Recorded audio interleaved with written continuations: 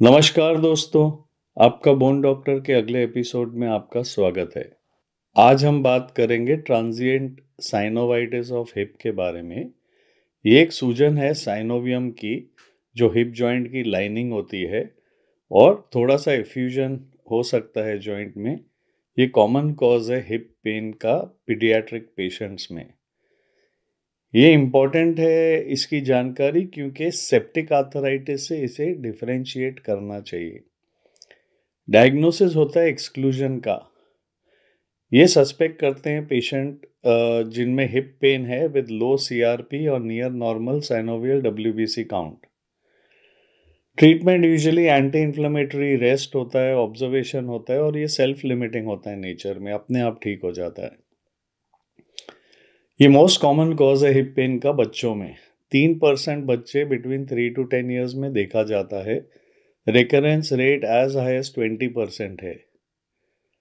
ये 4 से 8 साल के बच्चों में ज़्यादा देखा जाता है। मेल टू फीमेल रेशियो 2:1 है। ट्रांजिएंट साइनोवाइटिस कोई भी जॉइंट अफेक्ट कर सकता है, but most commonly hip joint affect करता है। एग्जैक्ट रिस्क फैक्टर्स इसके पता नहीं है, बट ये रिलेट हो सकते हैं to some viral infection chest का, या बैक्टीरियल इन्फेक्शन गले का, ट्रॉमा, या हाई इंटरफेरॉन कॉन्सेंट्रेशन, या एलर्जिक रिएक्शन।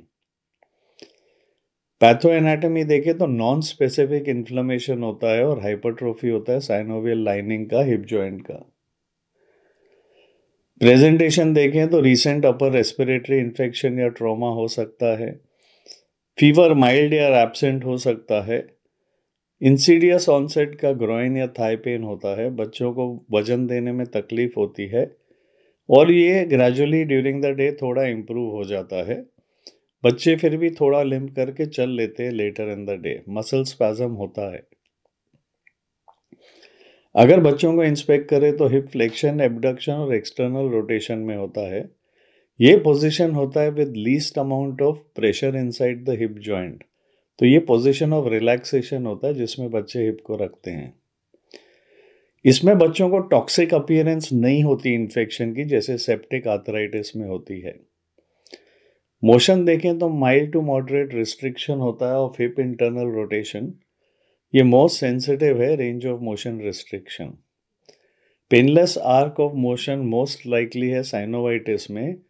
सेप्टिक आर्थराइटिस में तो हिप बहुत ज़्यादा पेनफुल होता है, थोड़ा मूवमेंट भी काफ़ी पेन देता है। न्यूरोवास्कुलर एग्जामिनेशन में देखें तो टो वॉकिंग, केवस फुट या क्लॉइंग ऑफ टोज सजेस्ट कर सकता है neurological cause of limb. Provocative test में लॉग रोलिंग ऑफ लेग कर सकते हैं। ये इनवॉल्यूंटरी मसल गार्डिंग दिखाता है। नॉन टेंडर मोशन होता है लंबर स्पाइन और इप्सिलैटरल नी में। एक्सरे देखें तो एपी लैटरल और फ्रॉग लेग व्यू कर सकते हैं। स्पाइन के फिल्म्स करते हैं, बट वो यूजुअली नॉर्मल होता है। सोनोग्राफी के इंडिकेशन होते हैं अगर हिस्ट्री या फिजिकल एग्जामिनेशन सस्पेक्ट करता है सेप्टिक आर्थराइटिस। फाइंडिंग्स देखें तो एक्यूरेट है for detecting intra capsular fluid या एफ्यूजन। साइनोवियल मेम्ब्रेन थिकनिंग भी दिखा सकता है हाई रेजोल्यूशन अल्ट्रासाउंड। डिफिकल्ट है to distinguish transient synovitis from early septic arthritis, but infection less likely होता है अगर एफ्यूजन एब्सेंट हो तो। एमआरआई देखें तो इंडिकेशन होते हैं अगर आप सस्पेक्ट कर रहे हो मायोसाइटिस या ऑस्टियोमाइलाइटिस, या सिग्निफिकेंटली एलिवेटेड वैल्यूज हो लैब के फॉर इन्फेक्शन। सीरम लैब्स देखें तो वाइट सेल काउंट थोड़ा सा हाई हो सकता है। CRP usually less than 20 milligram per litre होता है। ये मोस्ट इंपॉर्टेंट फैक्टर है to rule out septic arthritis. ESR usually less than 20 होता है। इन्वेजिव स्टडीज में साइनोवियल फ्लूइड एस्पिरेशन कर सकते हैं अगर कंसर्न है कि सेप्टिक आर्थराइटिस हो सकता है, बेस्ड ऑन क्लिनिकल जजमेंट या कॉकर क्राइटेरिया। अगर white cell count more than 50,000 है साइनोवियल फ्लूइड में, तो सेप्टिक आर्थराइटिस कंफर्म हो जाता है। इसके डिफरेंशियल डायग्नोसिस होते हैं हिप सेप्टिक आर्थराइटिस, ऑस्टियोमाइलाइटिस, या slipped capital femoral epiphysis. Treatment non operative होता है, माइल्ड एंटी इन्फ्लेमेटरी दे सकते हैं, ऑब्जर्व कर सकते हैं। इंडिकेशन इसका होता है कि अगर आप सेप्टिक आर्थराइटिस नहीं सस्पेक्ट कर रहे, इंट्रावीनस या ओरल NSAIDs दे सकते हैं, ऑब्जर्व कर सकते हैं फॉर 2 to 3 days। रेस्ट देना चाहिए बच्चों को, मिनिमल वॉकिंग करना चाहिए। ट्रैक्शन कंसिडर कर सकते हैं अगर बच्चा रेस्ट नहीं ले रहा तो। अगर सिम्टम इंप्रूव हो जाते हैं इस ट्रीटमेंट से तो मोस्ट लाइकली ये ट्रांजिएंट साइनोवाइटिस है। सिम्टम्स यूजुअली 1 हफ्ते के अंदर रिजॉल्व हो जाते हैं। कॉम्प्लिकेशंस देखें तो रिकरेंस रेट 20% है।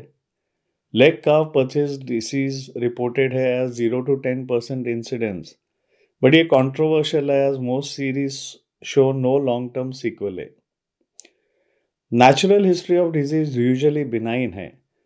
2 से 3 दिन में काफ़ी इम्प्रूवमेंट हो जाता है और 1-2 हफ्ते के अंदर कंप्लीटली ये रिजॉल्व हो जाता है। तो आज का टॉपिक और एपिसोड यहीं ख़त्म होता है। आशा आपको पसंद आया हो।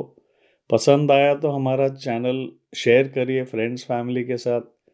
हमारा चैनल और ये एपिसोड देखने के लिए बहुत बहुत धन्यवाद।